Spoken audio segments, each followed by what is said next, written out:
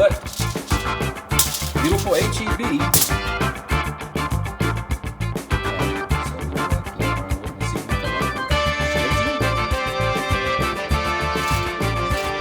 These right here, they look, all right, these right here, kind of like baby backs. I mean, kind of like spare ribs.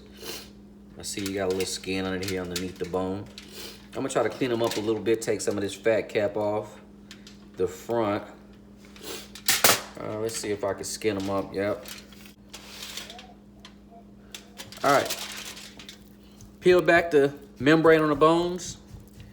And like I said, it pretty much looks just like a spare rib, like a short version of a spare rib.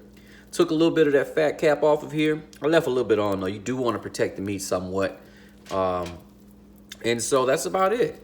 It's beautiful though, man. It's beautiful. We're talking about how many bones? 1, 2, 3, 4, 5, 6, 7, about 7, 8 bones. Thick. You do have some nice layers of fat in there. So we're gonna work this thing low and slow and let it just cook down in its own juju. So let me go ahead and put some dust on it, and you know what that's gonna be, RGrill Party Dust. And I shall be right back. Lamb breast, y'all, AKA lamb ribs. Be right back.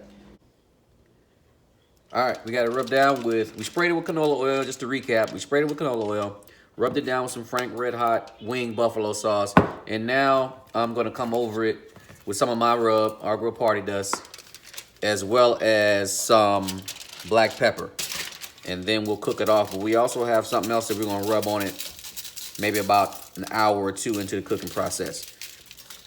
Nice thick layer, just some good seasoning. It's got some good salt in it, not a lot of sugar. I'm not much for sugar in rubs. I think you can get the color naturally just from the caramelization of the meat, as well as you know, adding a few things like chilies or whatever to your spices. So we've got that thing seasoned down really, really well. Nice, beautiful coat. I'm going to let it sit here and tack up a little bit. Make sure you season the whole sides too. All 4 sides, man. I'm gonna let it sit here and tack up a little bit. And before I do that though, I'm gonna hit with a little black pepper. I think lamb and black pepper really go well together, kind of like beef and black pepper. And that's it. I'm gonna let it sit here and tack up. I'll be right back. If you can get a good shot, a good close up, let me bring the meat to the camera. You just gotta season up really well. I'll be back.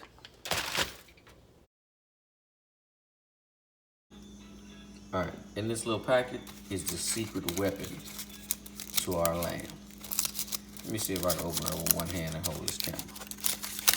This is what's gonna make this lamb ridiculous. Do you see it?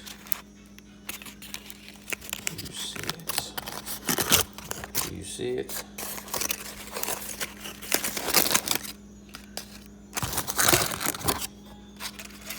The lamb secret weapon. Turn it over. Roasted garlic. We're gonna take this roasted garlic, it's still hot. And you'll see. This is the secret weapon to the lamb.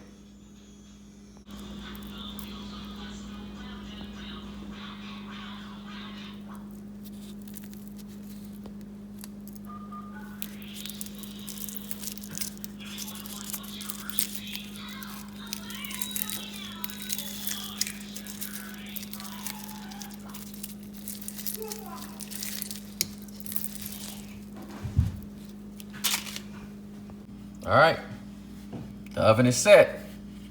We're gonna roast this lamb breast. We're gonna start off at 450 degrees, create a crust, lock in all the juices, and slow cook that sucker to perfection. Stay tuned.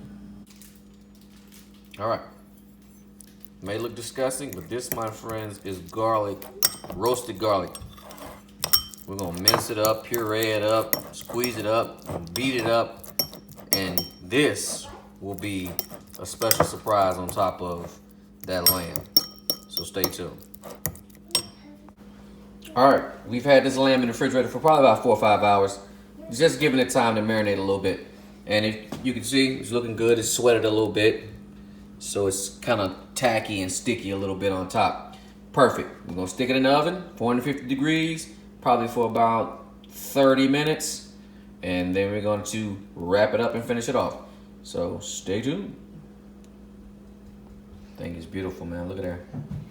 That's what you're looking for when you want tacky skin. And that stuff right there is just some spray on butter. All right, stay tuned, my friend. Another tip: always preheat your pan. In this case, I got a baking sheet. I'm preheating it. So when I put my meat on there, I want it searing from the bottom and from the top. At least I'm gonna try. 275. Just letting it go low and slow, baby.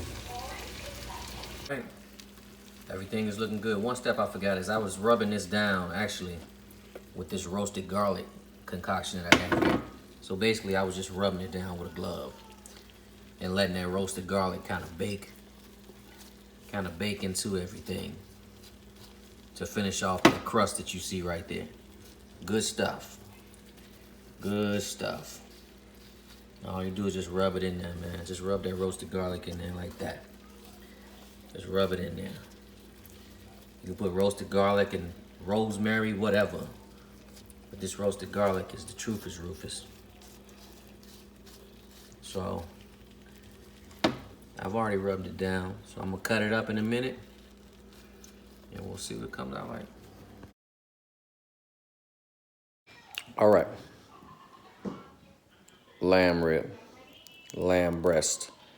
You see that heavy fat cap? That's lamb for you.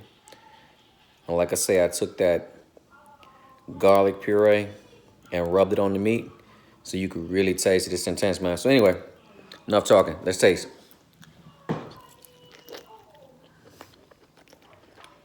Man. Oh my goodness. Delicious, man. It's delicious, dude.